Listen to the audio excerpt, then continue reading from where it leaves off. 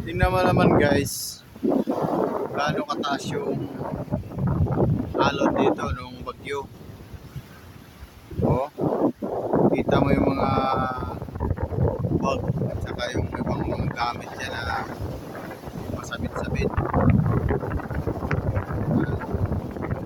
Mga puno. Kaya na, dito banda, marami itong mga shelter dito. So, wala pang bagyo. Maraming mga tinatayo-tayo nila para masilungan. Ngayon, wala na, wash out lahat. Kaya, layo na dagat to. Gano'ng mataas yung alon dito. Kasing taas ng ano siguro, sa palapag. Gano'ng mabot dyan yung ano. Mga alon. Sumabit yung mga damit o mga bags.